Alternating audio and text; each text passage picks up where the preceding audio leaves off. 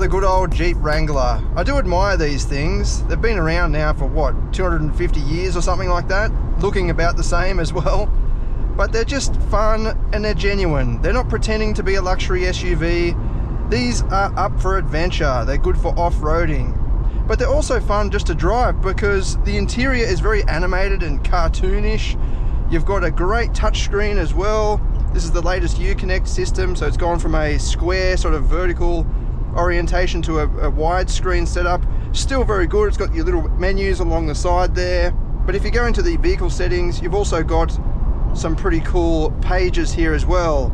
So live auxiliary gauges or accessories gauges, vehicle dynamics, your steering angle and your diff lock, and your pitch and roll. It's got a decent sound system as well with a subwoofer in the boot. It's just a lot of fun. I think that's what's great about the Jeep Wrangler. It's not very refined and it's not, you know, for everybody, but it's definitely fun and full of character. You can actually take the doors off. I mean, you can take the doors off in any car really, but there's actually a system there that allows you to take the doors off and still operate everything. So the power window switches are down here. They're not actually on the door. That's so you can remove the door. It does say in the manual that you can't take the doors off on public roads, but still if you're on a private property or a 4x4 track or something like that, yeah, you can go for your life. This example's got the soft top peel back roof, fully electric. You just push the button there and the whole thing will peel all the way back, which is great for the kids. You can sit in the back there and get that open air experience. You can even fold down the front windscreen. It's got hinges on the outside so you can pivot it forward. Passenger space is okay, but the big thick roll cage does intrude on the perception of space, especially in the back. If you're tall or something like that, it just feels like it's right there in front of your head. Obviously it's needed if you want to take the roof off and everything. You need that structural safety.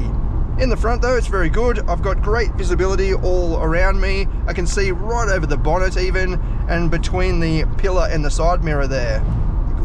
It's surprisingly practical inside as well. You've got various charging ports in the front, 12-volt socket. I love the little rubber mats on all of the shelves, like the cup holders and up the top on the dash. There's also a big center console box, cup holders, and even climate vents in the back, and multiple charging ports in the back too. Grab handles so you can hold on when you're off-roading. It's just very supportive of a long road trip or adventure in the bush. In terms of the driving dynamics, the ride quality is good. It feels soft and absorbent.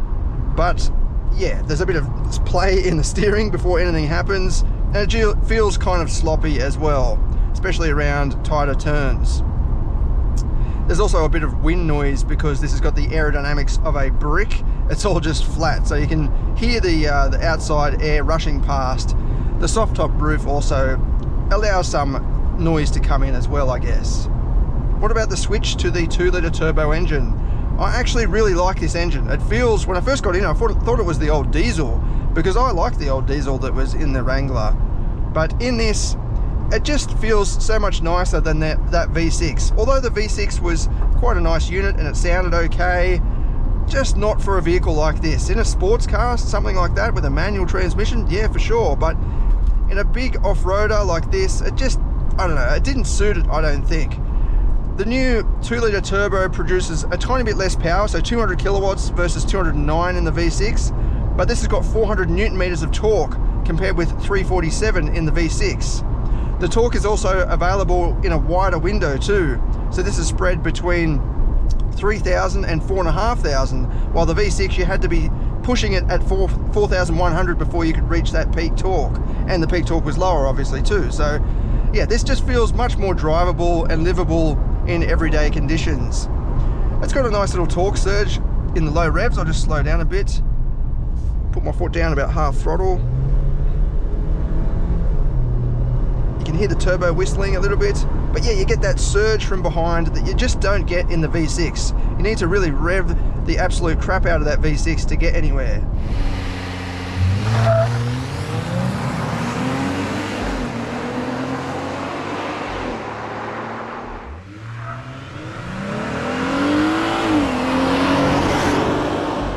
Now the main benefit of the 4-cylinder turbo is of course fuel economy, but strangely on paper the figures aren't actually that much better than the V6, but I think in the real world it's a lot better because you don't need to push this engine so much.